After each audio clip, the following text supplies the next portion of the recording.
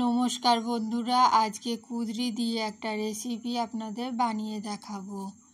আশা করছি রেসিপিটা আপনাদের ভালো লাগবে। কুঁদরিগুলো খুব ভালো করে জল দিয়ে ধুয়ে নিয়েছি। এবার এগুলোকে কেটে নেব। আর এখানে একটা আলু নিয়ে নিয়েছি আর টমেটো নিয়ে নিয়েছি, এইগুলোও কেটে নেব। একটা মিক্সির জার নিয়ে নিয়েছি, 1 চামচ সাদা সর্ষে দিয়ে দিলাম।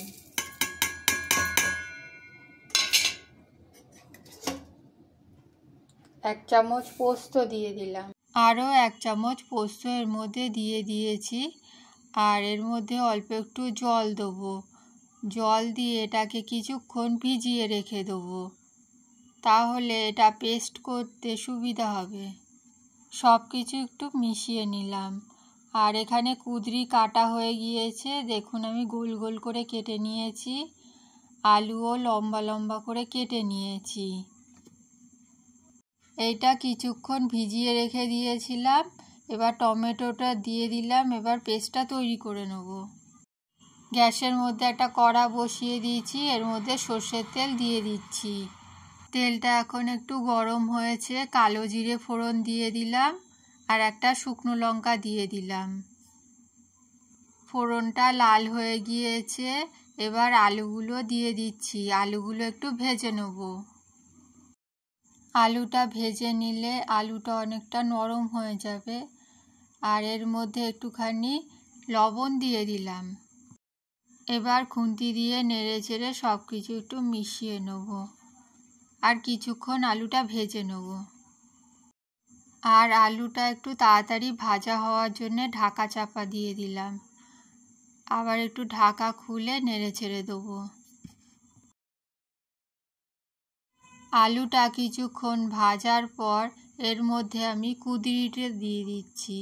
কুঁদরিটাও খুব ভালো করে ভেজে নেব।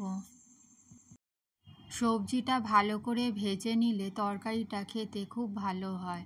আর একটা চেরা কাঁচা লঙ্কা দিয়ে দিলাম। আর একটু কিছুক্ষণ ঢাকা দিয়ে রেখেছিলাম। এবার ঢাকনা খুলে হলুদ গুঁড়ো দিয়ে দিলাম। আলু আর কুঁদরিটা খুব ভালো করে ভাজা হয়ে গিয়েছে। আর বেটে রাখা মশলাটাও দিয়ে দিলাম। এবার সব কিছু খুব ভালো করে মিশিয়ে নিচ্ছি। মশলাটা একটু কিছুক্ষণ কষিয়ে নেব। মশলাটা কিছুক্ষণ কষিয়ে নিলে টমেটোর কাঁচা গন্ধটাও চলে যাবে।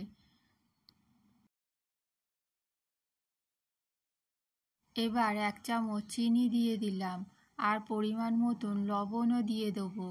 আর সব কিছু খুব ভালো করে মিশিয়ে নেব। সব কিছু খুব ভালো করে মিশিয়ে নিয়েছি। এবার মিক্সি ধোয়া জল দিয়ে দিলাম। আরও একটু জল দিয়ে দেবো যাতে আলু আর সবজিগুলো সেদ্ধ হয়ে যায়।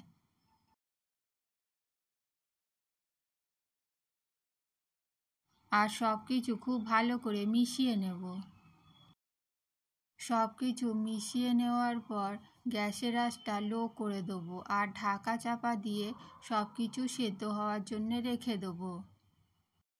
5-10 মিনিট পর ঢাকনাটা খুলে দেখতে হবে সবজিগুলো সেদ্ধ হয়ে গিয়েছে কিনা। কিছুক্ষণ রান্না করে নেওয়ার পর ঢাকনাটা খুলে দিয়েছি।